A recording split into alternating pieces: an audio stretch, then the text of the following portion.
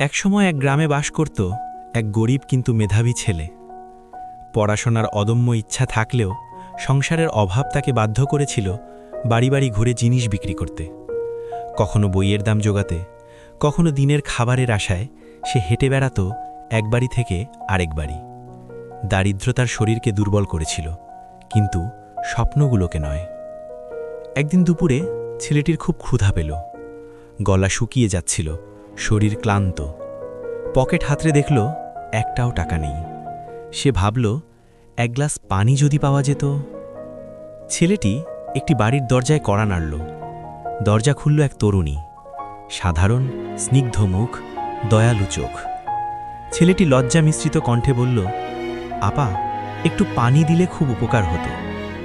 মেয়েটি তার ক্লান্ত মুখের দিকে তাকাল, ভেতরে চলে গেল। কিছুক্ষণ পর মেয়েটি ফিরে এলো। তার হাতে ছিল এক গ্লাস দুধ। ছেলেটি অবাক হয়ে বলল, আমি তো শুধু পানি চেয়েছিলাম। মেয়েটি মৃদু হেসে বলল, তুমি অনেক ক্লান্ত, দুধ খেলে শক্তি পাবে। ছেলেটির চোখ ভিজে উঠল। সে দুধ খেয়ে আন্তরিক কণ্ঠে বলল, আল্লাহ আপনাকে উত্তম প্রতিদান দিন। তারপর সে চুপচাপ চলে গেল। সময় থেমে থাকে না। বছর কেটে গেল। ছেলেটি পড়াশোনা শেষ করল। অভাবের জীবন পেরিয়ে সে একদিন একজন বড় ডাক্তার হল। কিন্তু তার হৃদয়ে সেই এক গ্লাস দুধের স্মৃতি আজও জীবন্ত রইল। অন্যদিকে সেই মেয়েটির জীবনে নেমে এলো এক কঠিন সময়। সে মারাত্মক রোগে আক্রান্ত হল।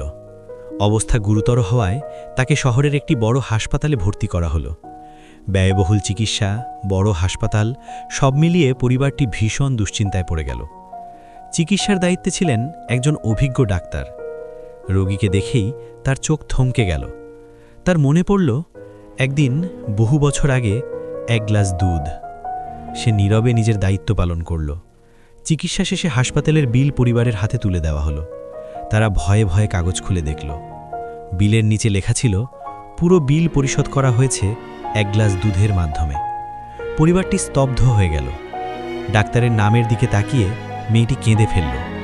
সে বুঝে গেল, আল্লাহ তার সেই ছোট্ট ভালো কাজ ফিরিয়ে দিয়েছেন।